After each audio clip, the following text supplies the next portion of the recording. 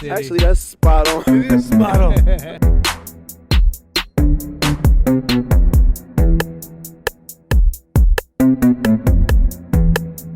All the competition that try to compete.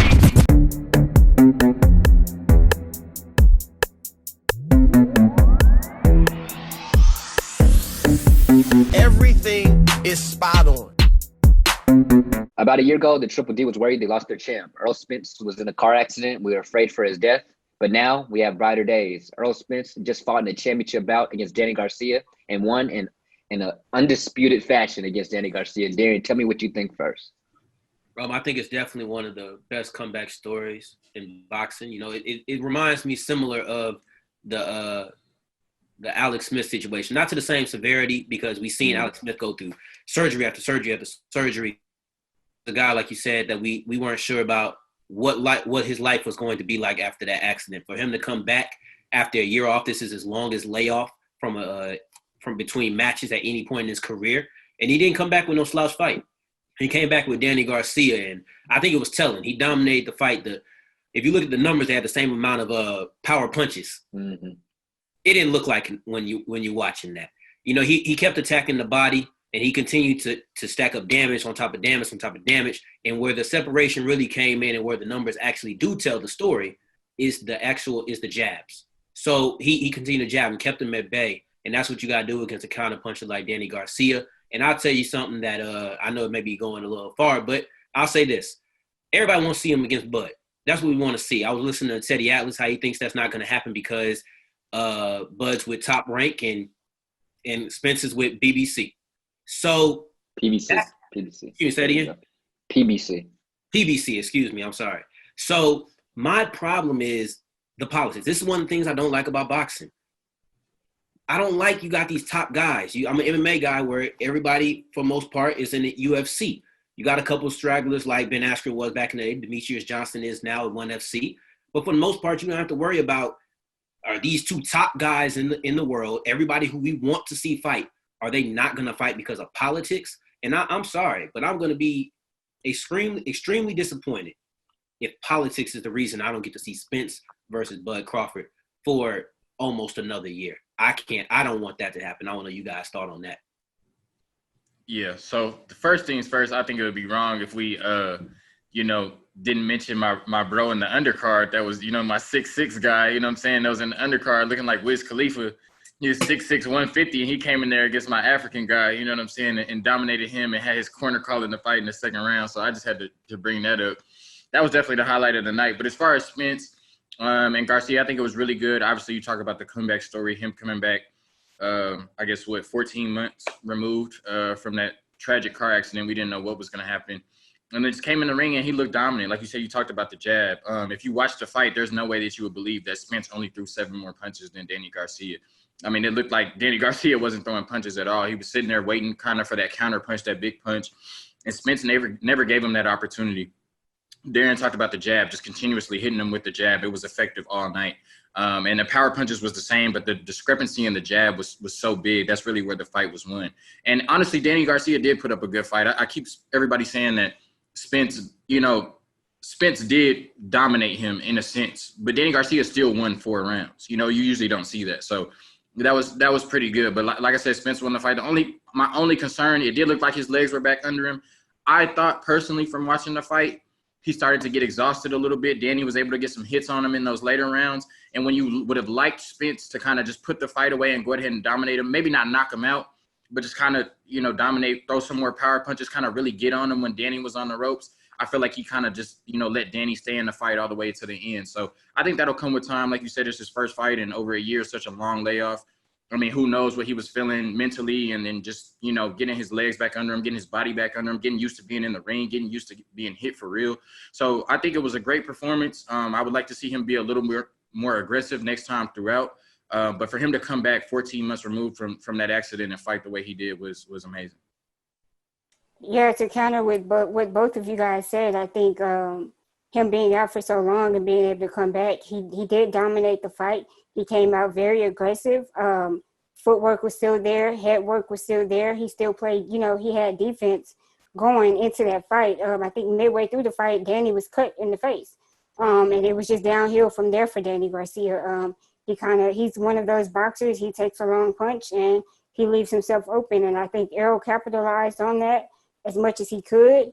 And he dominated the fight. And it was good to see him come back from such a tragic situation and still dominate the way that he did.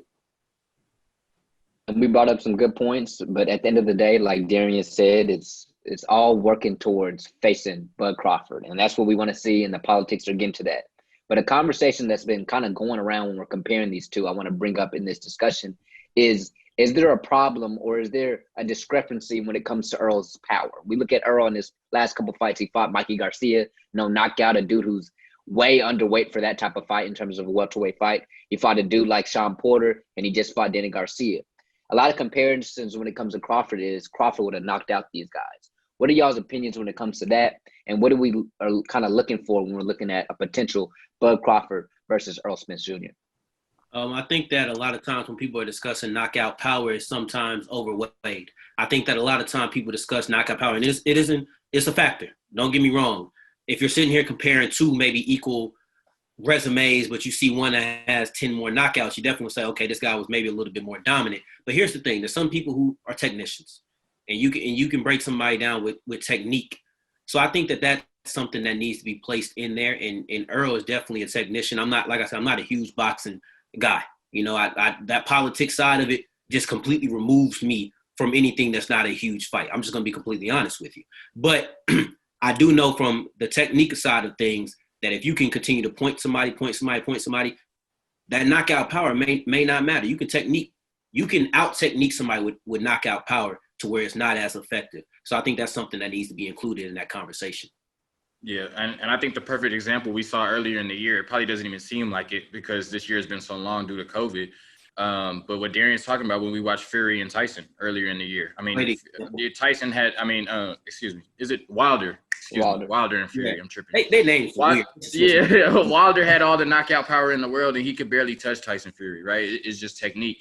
And if you look at arguably the greatest fighter of all time, Floyd Mayweather, he hasn't knocked somebody out in almost 20 years, right? And he's undefeated. So, like you said, if you could pick your spots, hit with enough power, I'm sure no boxer is in there just throwing punches that don't hurt, right? So, pick your spots, play defense, hit with the jab and use your technique. I think the knockout is overrated, but I think it's going to be a good fight. Obviously, both fighters are undefeated. Obviously, we all want to see it. So, I think it'll be a good battle regardless if somebody gets knocked out or not.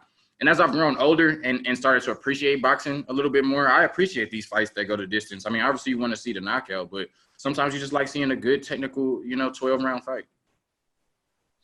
Definitely like seeing it go 12 rounds compared to back in Tyson's days where it was over in round one.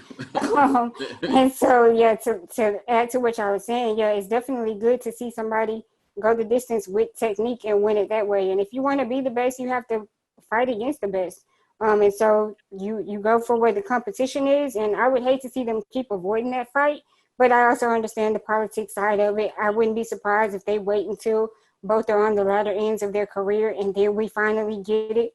I would hate for that to happen, but I would understand it. That's true. And we're looking for that fight with Bud Crawford and Errol Spence. I think one thing that has to be pointed out when it comes to this comparison, Errol Spence, regardless if he's knocking any of his fighters out, he's fighting the best fighters in the world other than Terrence Crawford.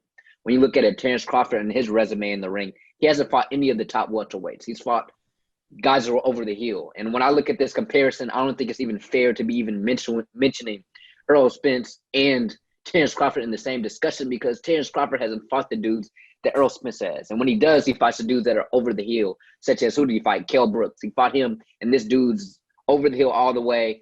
Oh, my goodness. So when we're looking at this fight, hopefully, Terrence Crawford is looking to change where he is in terms of politically over to PBC. And if that does happen, maybe we'll see a Sean Porter, and then he fights Sean Porter, and then he fights Errol Spence, hopefully. But I still think we're at least 2 years away from that fight because simply the politics, and Terrence Crawford hasn't fought anybody that's top-notch when it comes to the welterweight division. So we'll see what happens with that. Y'all tell us what happens in the comment section and what you think will happen in that possible fight with Errol Spence and Bud Crawford. And like the video and subscribe. We'll see y'all next time.